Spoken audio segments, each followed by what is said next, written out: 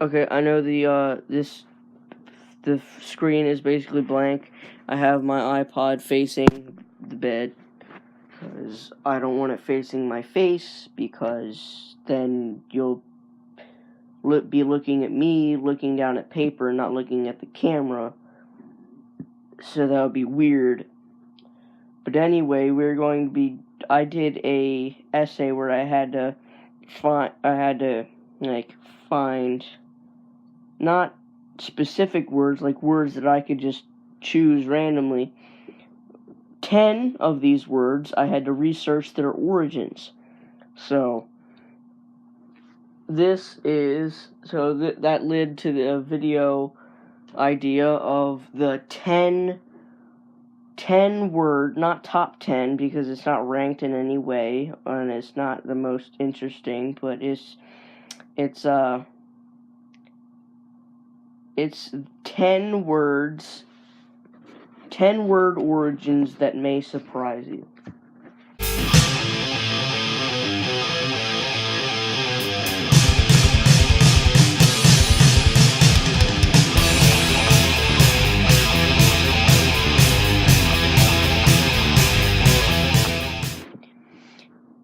Let us begin, bro. Word 1, America. The two continents of America, North America and South America, were named after a man named Amerigo Vespucci. Spelled his first name Amerigo, Amerigo, and then Vespucci is spelled Vespucci. Vespucci was not the first man to travel to America, but he did go there a couple times in 1499 and 1503. He then, in 1504, published letters he wrote to Lorenzo de' Medici about how he thinks that Columbus did not find a new route to Asia, but he accidentally discovered a whole new continent. Based on the popularity of finding a whole new continent, now it's two continents, North America and South America. Instead of calling it what Vespucci called it, the New World, people started calling it Americus, the Latin version of Amerigo. Then the New World was named after Amerigo Vespucci. I forgot to capitalize the V, whatever. And later evolved into America, as we know it today. Word 2. Awesome. The word awesome is defined as the Jacob and comes from his mom. No, in all seriousness, the word awesome evolved from the word awful in 1950. The word awesome evolved from the word awful in 1598, quite literally meaning the opposite. Awful, first in Consolation of Philosophy by Boethius in 1066, meant full of fear. However, in 1598, the very similar word awesome was born, meaning full of awe and a feeling of wonder. In 1960, awesome changed from the meaning of feeling of wonder into the meaning a casual amazing. In 1980, it gained the common definition of a more exciting amazing. So, awesome. It's a pretty awesome word, bro.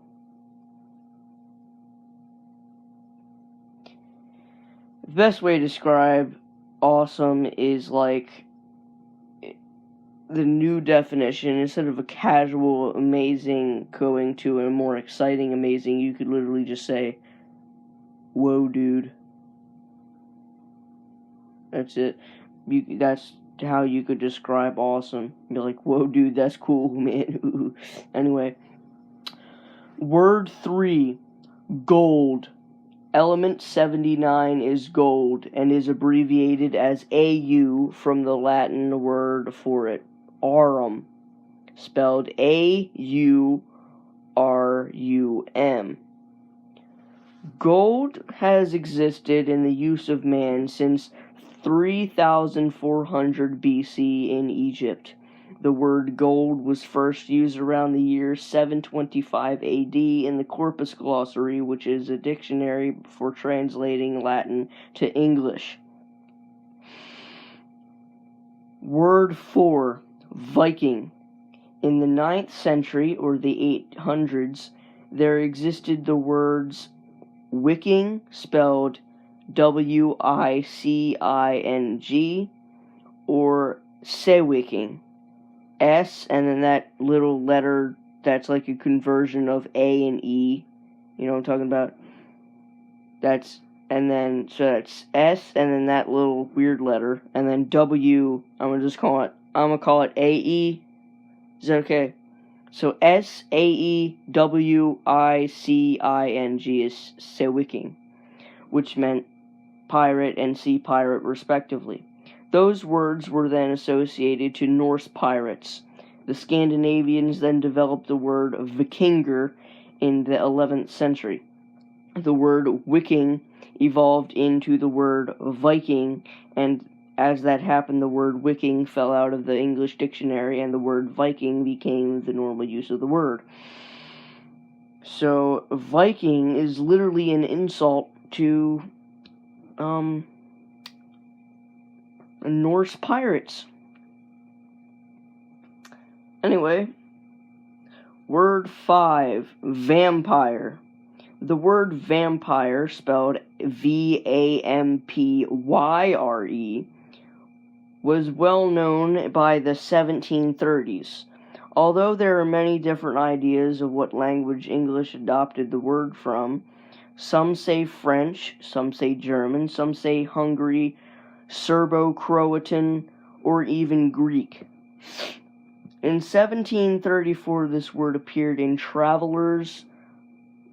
in the Travels of Three English Gentlemen, and was the part of the Harleian Miscellany, probably butchering that pronunciation anyway, and is described as meaning a dead body inhabited by an evil spirit that comes out at night to suck the blood of the living. It's basically what a vampire is, except Dracula by Bram Stoker was published in 1897, explaining many more lore of vampires that we know today. I'm guessing they can't be in sunlight or their skin will burn up. They can't, wooden stake stabs them through the heart.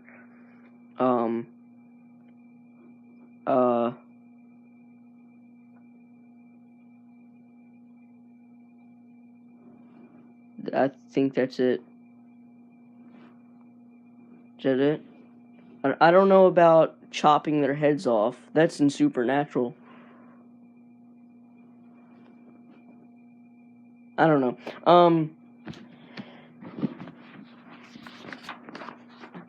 Word 6, leech. The word leech is actually two different words. One which means physician, and another means the blood-sucking worm. It's funny how we went to vampire to leech. That's funny. The first leech, the physician, originates from the Proto-Indo-European language, which existed from 4500 to 2500 BC. So this is an old as frick language. In this language, the word root leg, which meant to have a good way of words or speech, as physicians back then used magic words as a cure.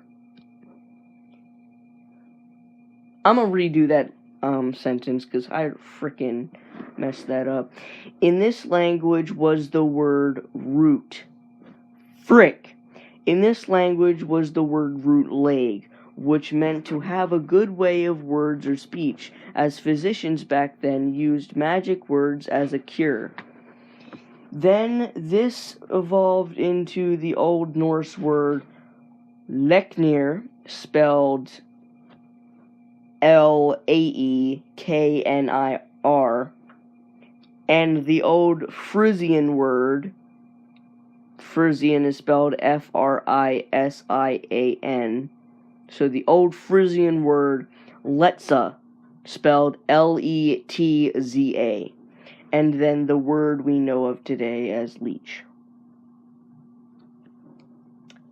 spelled Leech, which I hope you knew that.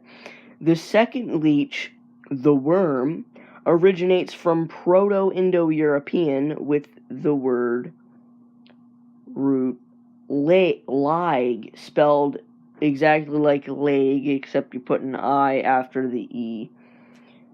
And this means to tie or to bind.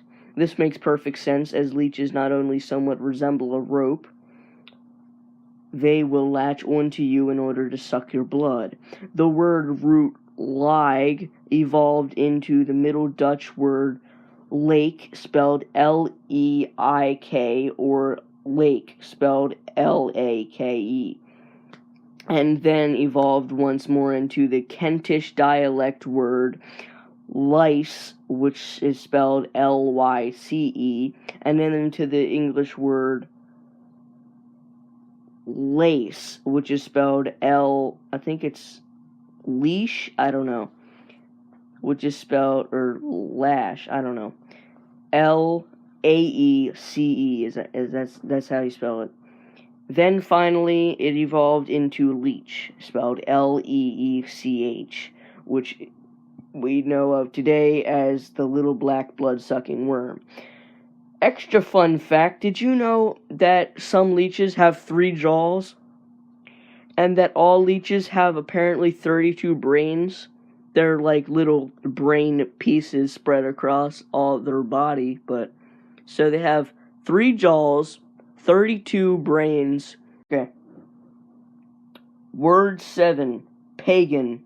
Before the year 1400, the word pagan existed as the Latin word paganus, spelled Paganus, or pagus, spelled Pegus, and meant a villager of a rural area.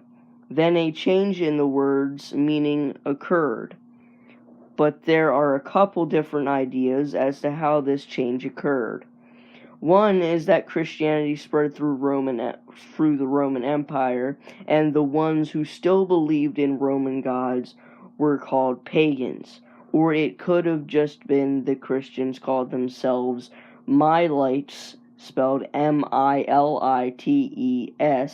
the soldiers of Christ, and the people who didn't were the pagans. However, this word evolved into the Old English word pagan, spelled Paygan, or pagans, spelled Paygans for plural, and meant not believing in the community's main religion. This then evolved into today's pagan, spelled Pagan.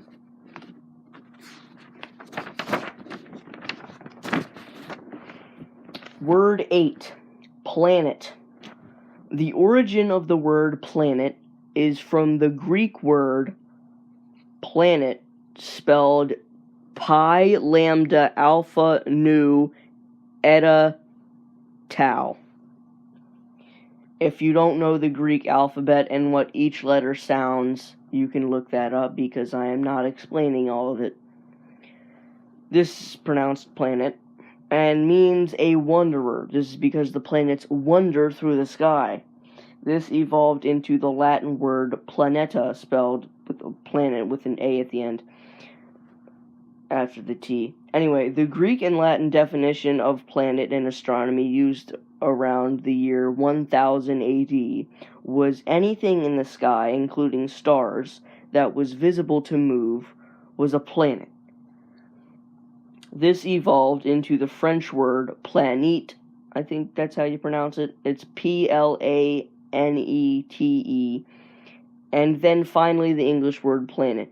The English definition, as stated in the South English Legendary, was the 7 planets, as people thought back then that there were 7 planets orbiting the Earth. which itself is not a planet. The 7 planets were the Moon, Mercury, Venus, the Sun, Mars, Saturn, and Jupiter. Which is totally wrong and freaking stupid. In 1543, Nicholas Copernicus proposed the heliocentric model. In his book De Revolutionibus Orbium Coelestium, or The Revolutions of the Heavenly Bodies, which redefined what a planet was, and said that the Earth is a planet, and that the Moon, the Sun, were not. Later, Uranus, properly pronounced Uranus, Neptune, and Pluto were discovered and then classified as planets. In 1859, you're not going to believe this. In 1859, I think it was 1869, but whatever. In 1868, I'm just going to say 1868 because I'm pretty sure it was 1868. But anyway, in 1865, a new planet by the name of Vulcan was falsely discovered in between Mercury and the Sun, and was later debunked by Albert Einstein when he proposed his theory of relativity. Vulcan was literally a planet that they thought was in between the Sun and Mercury. No, all you little kids out there, it was not named after the freaking Star Trek thing, because TV didn't exist until 1930s, but Vulcan in the show was named after this planet. The reason people thought that, and the reason that it's now fake, is because, well, a long time ago, back in 1860 or whatever, people observed Mercury, and it was doing this little wobble thing. So, they thought that it was being affected by a planet that was behind Mercury, so in between Mercury and the Sun. But obviously that's not true. So in 1915, or whenever the frick Albert Einstein proposed the theory of relativity, he basically explained that the theory of relativity says that Mercury's intense freaking speed caused the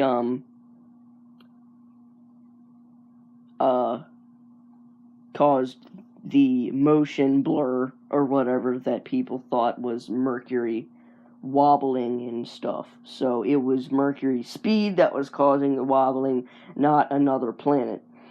Okay, so speaking of Mercury, word 9, Quicksilver and Mercury. No, that's 2 words, shut up. Quick, I think this is the most interesting. Quick, spelled C-W-I-C, was the Old English word that meant alive. The element mercury got its name Quicksilver, spelled C-W-I-C-S-E-O-L-F-R. Frick, hold on, let me redo that spelling. Quicksilver, spelled C-W-I-C-S-E-O-L-F-O-R.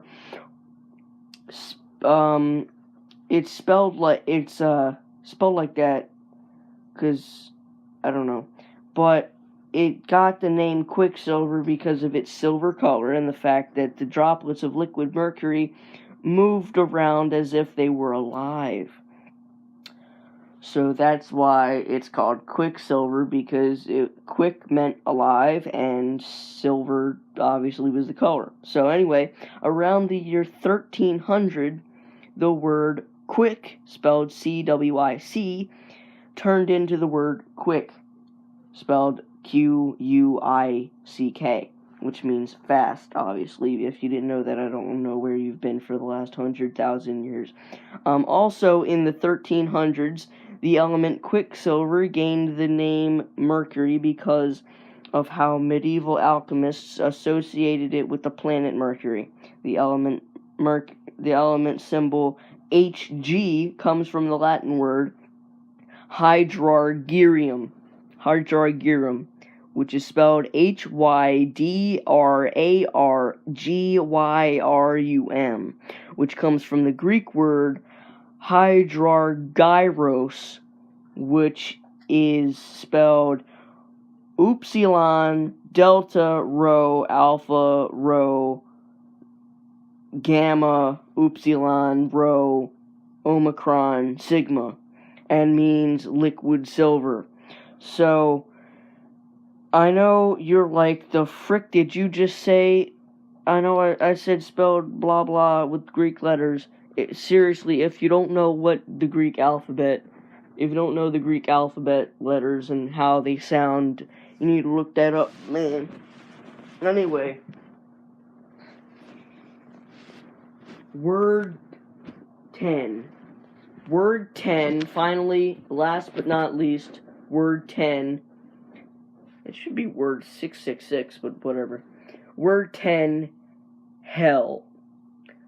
The word hell originated in Norse language as the goddess of underworld, goddess of the underworld, Hel, spelled Hel. Hell, the underworld, in old,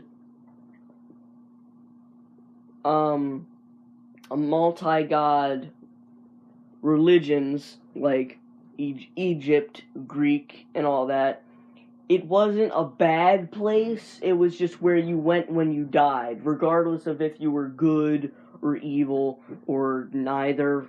Somehow you would go to the underworld. It wasn't a bad place. It was just a place where you went when you died. It was like the home of the dead. So anyway, this word hell, or rather this name hell with one L, hell with one L. Okay, so this name hell, somehow, no one knows how, but it evolved into the English word hell with two L's, in which the definition is the home of the dead, like I explained before, instead of the place of the fiery eternal punishment, which is in Christianity. The first use of hell as the home of the dead is in the Vespasian Psalter around the year 825 AD. The first use of hell as the fiery place of eternal punishment and torture, where you go to choke, burn, and die and scream and crap and all that, is Boethius's The Consolation of Philosophy around the year 888 AD. That's that's the first use of the Christian hell. My dog is wandering around, and he just shook himself. He's going nuts, kinda. Mild nuts. There he is. Zeus. I'm gonna let him out. I'm gonna unleash the beast. Unleash El Beasto, named Woody Woody. Woody Woody Woody Woody Woody Woody Woody go. Okay. So a fun fact about Christianity is that before the Bible was written, yes, it was written, before the Bible was written, people, the Adam and Eve, they weren't names. They were literally the word for man and woman. I'm not kidding. And the Bible uses the words Adam and Eve as man and woman. So that's an extra fun fact. Oh, and also another random fun fact, just randomly because I like this fact a lot, is bamboo is a grass. Yeah, bamboo is a grass. It's the hardest grass, obviously, because it looks more like a freaking skinny tree, but it is a grass, even though it has leaves coming off of it everywhere, but it is classified as a grass. Also, pandas developed the strongest jaw of any bear.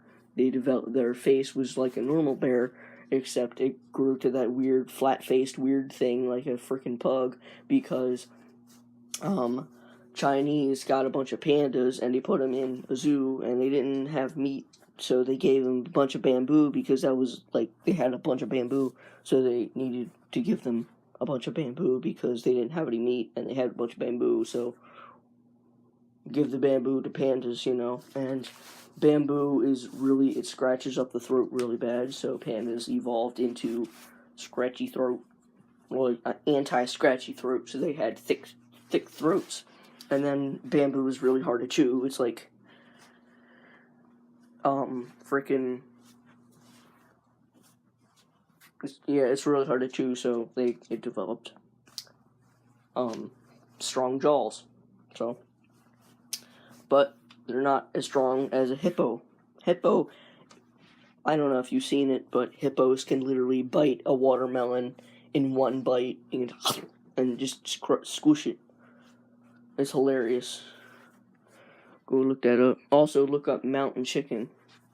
This chicken, man, it's hilarious. Mountain chicken, yeah. This video is full of facts. I like facts. Oh, okay, bye.